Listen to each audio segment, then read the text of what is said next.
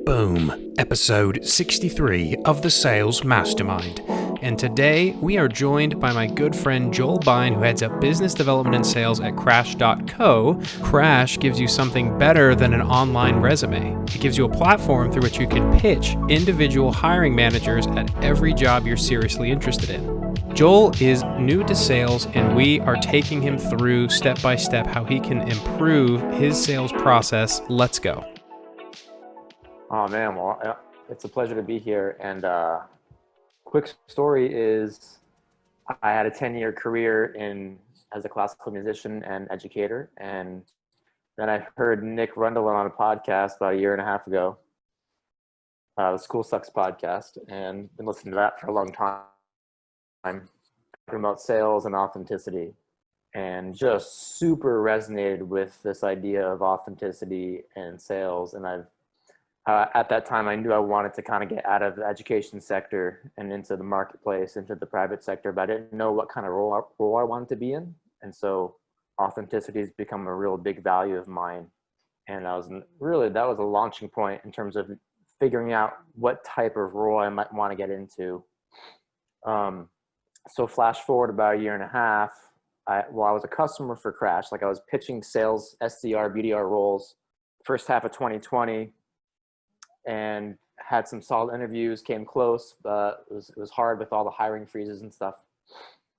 But I've been following Crash. I've been a huge fan of Isaac Morehouse. He's the founder, and I've just been following that company. And just got to the point where I decided to pitch Crash using Crash, and that worked out. And I've been with the company since the beginning of August. But it's this early company, sort of scrappy startup. I've been doing like a little bit of everything.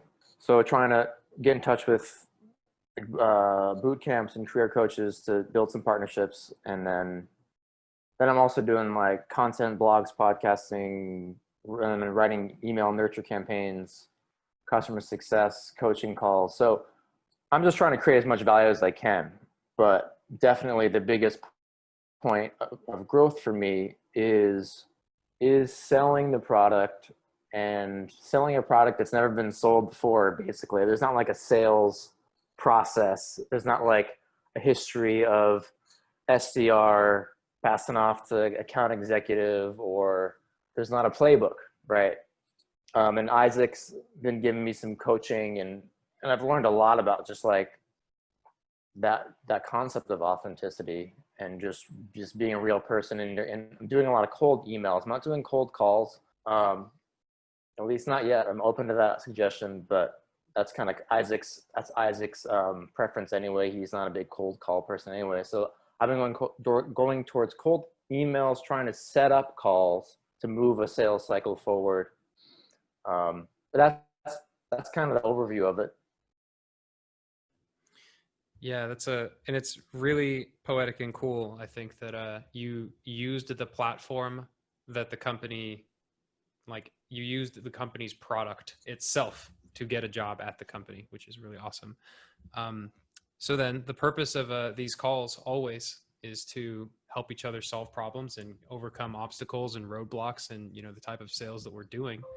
So do you have any like specific questions or challenges, whether it's like the outreach, the cold email side, or like how to follow up and like form meaningful relationships after that?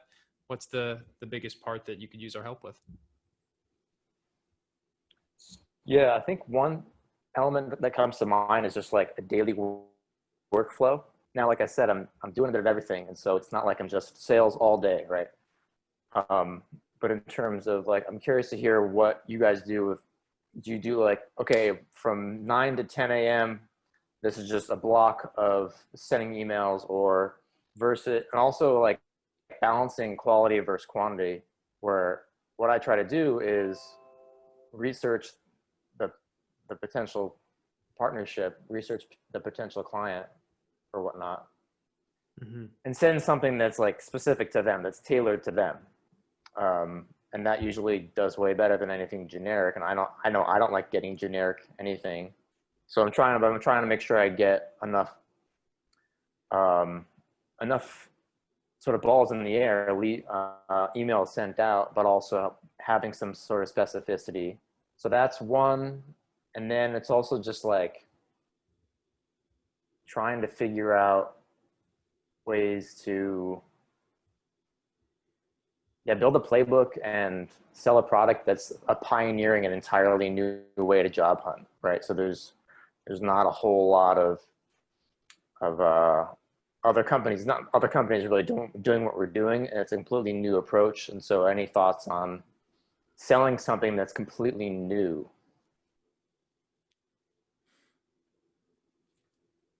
What do you guys think?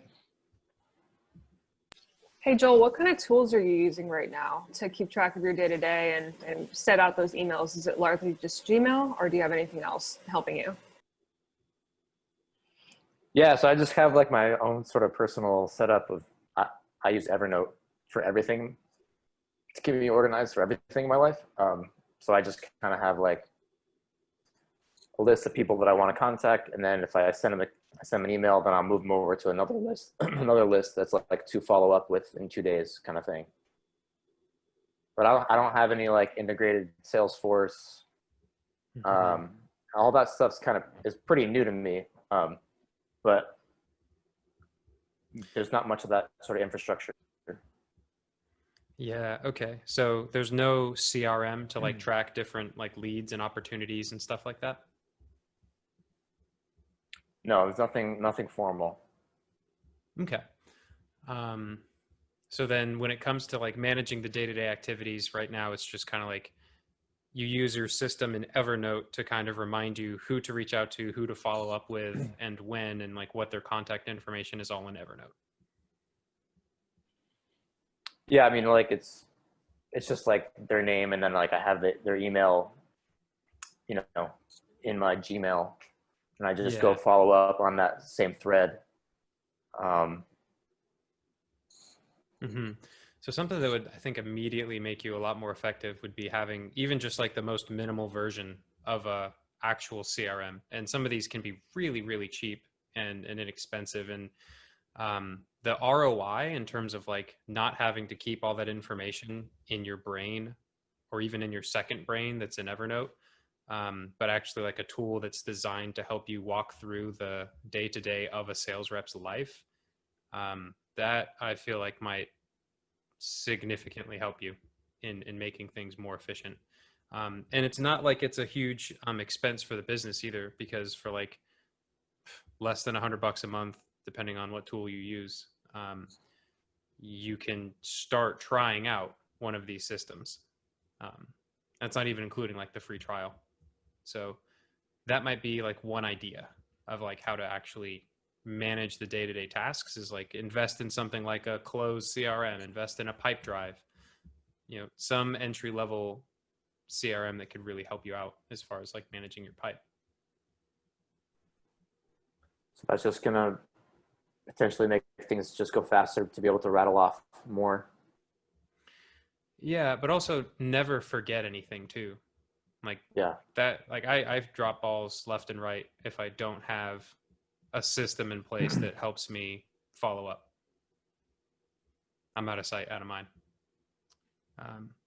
Yeah, Joel, the other thing that it'll do for you, I think that might be helpful, especially if you're going for the super custom approach, is give you the story of where this person came from, what interests them, if they're, or basically the information that you've gathered. Because I don't, do you have any kind of way of showing how they've engaged with the platform at all? Or is it really just you going out and trying to like look up people that might be interested? Yeah, it's totally just me going out and looking up people. Okay, yeah. So it might be a good place to have all in one page the story of this person and the story you want to tell them to get them to come look at your product.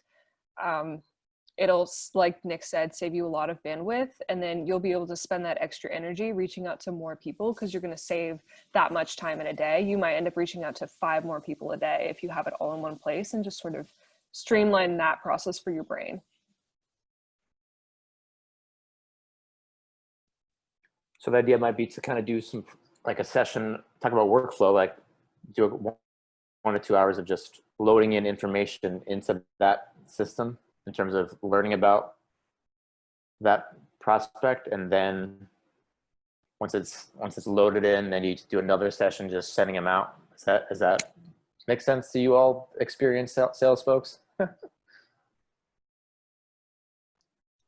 Are you able to track your emails right now? I'm probably not with Gmail, because I know like HubSpot, you can track the emails and see if they're opened or not. So that'd be really helpful too, probably with any CRM. Right, that would be helpful. No, I'm not doing that. I'm not getting that. Yeah, that would help a lot, because then you know if they clicked or if they opened it or forwarded it, and it just helps you know who to prioritize.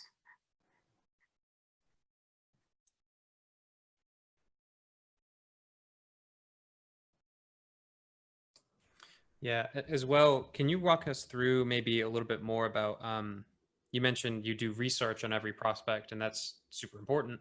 How much time do you think you spend on average for each of the prospects, like before you send out that first piece of content to them?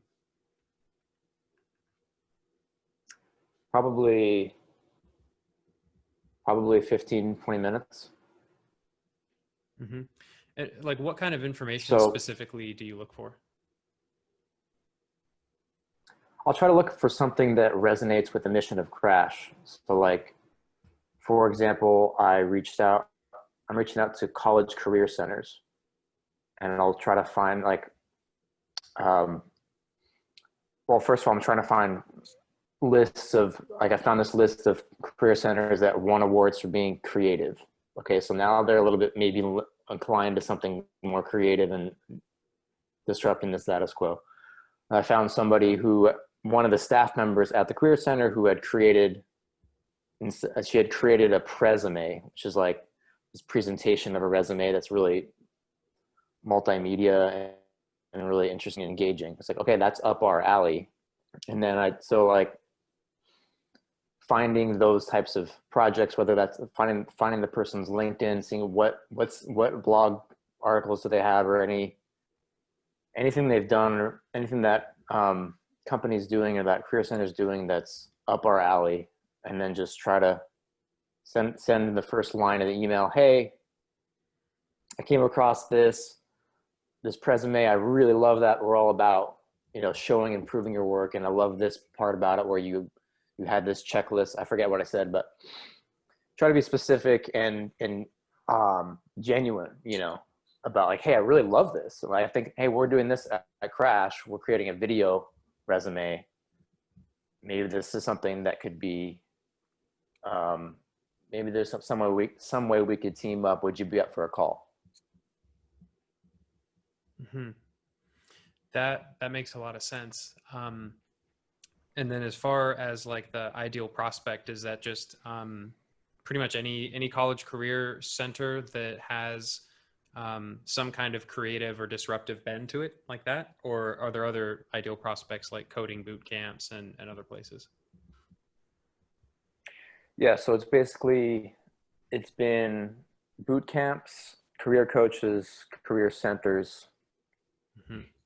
and also I've reached out to some alternative, like self-directed high schools. Mm-hmm. I have one like in motion with this high school, this like business teacher at a high school. He's already aware. He's been aware of Crash for a while, so sort of a warm lead there, and looks like we're gonna get that. Like we already got some partnership going there, but although the boot camps is kind of on pause right now. Like Isaac's trying to reevaluate if we want to go that route versus just marketing this other course we're doing. It seems like a really cool angle to kind of use this to boost like a high schools or a community colleges or an employment placement programs like placement rates. Like for Praxis, I think this is kind of like a really big deal that they funnel everybody into Crash and then use Crash's really cool, innovative platform to place them in cool jobs. And I think that's a really cool angle for places like a coding bootcamp. Yeah, it's like one of those things where I'm certain that Crash can be valuable for like 75% of people plus who are looking for a job. This is like, how do you introduce? Awesome, man. Yeah. How do you like show that to somebody who's never heard of it? And it's like a whole mindset shift to sort of take proactive, creative action to make your job on a sales campaign. So it's Have like, you how do you considered like warm people up to using that? Crash to pitch to them? You're kind of doing a Yeah, repeat actually, of like how you got into Crash. yeah, I mean, yeah, I I did see that a people lot. doing, I see companies like Dub focusing around like using video to like close deals and get deals. And it strikes me that Crash is kind of trying to do the same thing with just a different sort of direction towards like hiring, really the replacement of the resume application process. And so why don't you show them what it can do? Yeah, no, I did that. I did like 10 of those just cold Crash pitch videos to a bunch of career centers and colleges, and just got nothing back. Part of it's just the colleges are the hardest because they're just in status quo mode. I've done a little bit of the videos following up. I just kind of been focused on the emails for a while, trying to get. I got like 3 weeks. I had no success with emails, but I was kind of finding my voice. And then it started getting some progress, getting 1 to 2 calls set up a week. But it's definitely something to try to return to. Maybe, and one idea is like, okay, do the cold email, but then do the second follow up, do a pitch after that, or some, just kind of vary it up. And maybe blending the two. So like your first cold email, and then this is what I mean in your second one could be interesting. I mean, So here's that would, oh, go ahead, Nick. Go ahead. Sorry, who was talking? I was going to say something different. So it just sounds like the way you're doing outbound sounds a lot like the way I'm doing outbound. Sort of trying to figure out who I'm supposed to be talking to, and not really sure how my emails are doing and that kind of thing. So you're close to my heart. Right on. Well, I don't want to take too much more of the call here, but like the last little thing which is more like a psychological angle, I'd be curious to hear people's thoughts, is like, I'm still having hesitancy with continuing to follow up. Like, I'll do probably at most like 4 follow-ups, and then I'm like, no, I can't do any more. Like psychologically, but then I guess you're really supposed to do even more than that over the course of like 3 weeks, right? Like you just keep on going. But then I have this block where I'm like, no, I don't want to bother them. That's annoying. So. Yeah, well, Joe, I have something there. If you're hesitant because you feel like you're annoying the customer, one trick you can use is in your first initial outreach to them, mention something at the end of the email like, if I don't hear back, I'm planning on sending a couple emails in the coming weeks with some more information. That way you set the expectation right up front, and if they get pissed off about it, you can go back and say, I told you I was going to do this. You could have replied to me on the first email.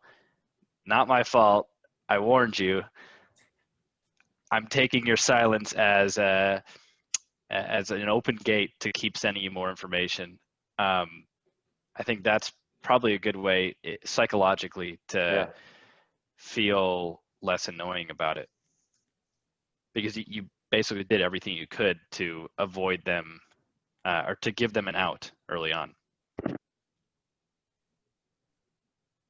Joel, one other thing to keep in mind is just hearing you intro what you're working on and how you got there and how excited you are about this product. Like, people feed off that energy. So even though it's over email, like, you can feel confident knowing that you're not bugging them. You're like, you've done your research, you trust your research, you trust that these people could really benefit from the thing that you're super excited about. And they might be as excited as you are if you could just get a hold of them. So like, every time you feel that capital R resistance, just think about how stoked you are about what you're trying to sell. And that might help you overcome the little hurdle that, you know, we all feel it every day. That's good. So do you guys follow up like 12 times, or like what's the most you ever follow up? The most is probably an obscene number for most people here. So let me give you some context. I used to work at this company called Yelp, and they suck. and they give you this territory with like 500 accounts in it, and you have it for a year. So, I'm making 80 calls a day, 100 emails a day on 500 accounts. So probably 80 times on one account is the most. Wow. So you're not bothering somebody with 5. You're fine. Wow. Yeah. 80. Okay. I remember when I was in SDR, they were coming out with stats that were like most first meetings get booked between the 8th and 12th contact. And so if you stop at 5, it's almost stopping short, right? And there is a natural ebb and flow and a learning curve to all of this. But I want to go back to what we talked about in the very beginning, where all of this research, optimization, following up, your own efficiency, and like figuring out how to handle the day-to-day of your tasks would be greatly aided if you started a free trial in any number of cheap CRMs. And that data can all be imported directly into there, and that software can be probably learned in a day. And then that's really useful experience to have building out one of those from scratch. And it's surprisingly not difficult.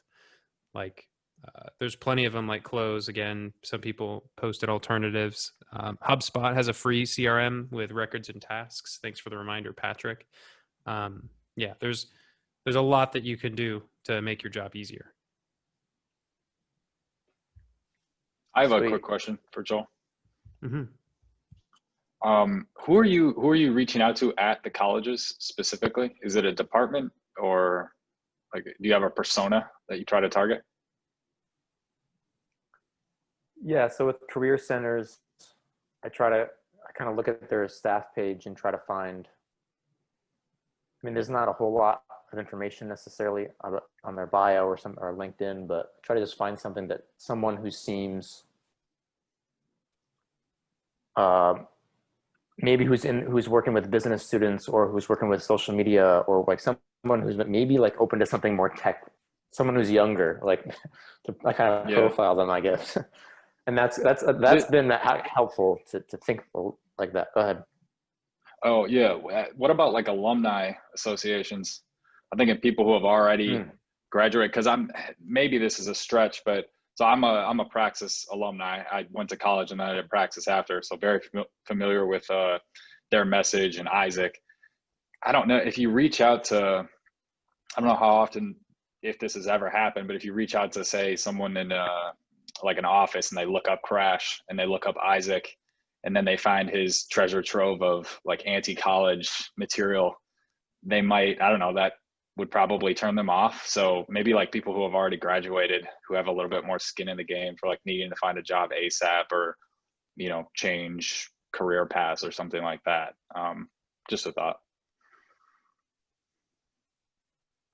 Yeah, that's another thing, like just kind of going one-on-one, just finding alumni who need jobs, rather than like, because it's like partnerships with the university is the goal, but for something more at scale. But I've also been doing a little bit of just like guerrilla outreach. Yeah, I don't know if anyone's actually getting so far to like dig up Isaac's anti-college stuff, but I'm just trying to present the value of the Crash tool.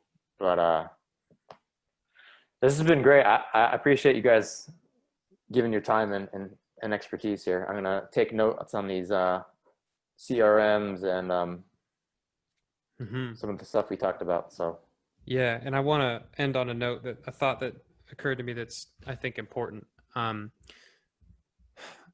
Isaac is not a sales professional by his nature, and so that's why fundamentally he got really good at cold email, so he didn't have to make lots of calls and talk to people to some degree or extent. Maybe he would totally smack that down and say, "Shut up, Nick. I love cold calling people. I'm not afraid of that." So apologies, Isaac, if that's not accurate. But if you have staff directory pages where you can literally call a number and go down a list and have the opportunity to talk to some of these people to figure out who the heck is the right person to even talk to about this, that might be able to save you so much time and headache from reaching out to the wrong people time and time again without ever even knowing it. Like, just picking up the phone and talking is why sales is a profession, because no one wants to do it.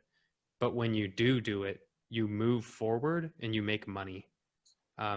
So that is like a word of encouragement that I would leave off on, is like, you can also make your life a hell of a lot easier if you were to start picking up the phone and just dedicating time to trying to talk to and approach them with excitement and curiosity, which is what you authentically, organically have. It's like, hey, you know, long story short, I'm reaching out to you because I know that you're in kind of the career development side of the college, and I'm part of Crash. We're a platform that helps young aspiring professionals launch into their careers, and we've had great success in getting candidates placed at a lot of really high growth startups. And I wanted to try and figure out who the heck the right people to talk to are at colleges. Would you know? Just like starting as simple as that. Someone at some point will say, that's interesting. What's the website? Yeah, no, you would talk to our head of XYZ. His phone number is this. Good luck. And it's like, boom. Now you know that's the person to talk to everywhere. So I wanted to end on that note. That's good stuff. Yeah. I think I might as well I'm trying to just experiment around with this role. So just can't hurt. Just try that for a week straight. I'll learn more things. Awesome. Love it. All right. Who else has got something they want to bring up to the master?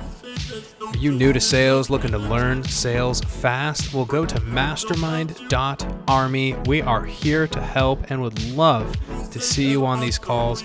Sign up for our newsletter, get the exclusive updates, and we'll see you next time.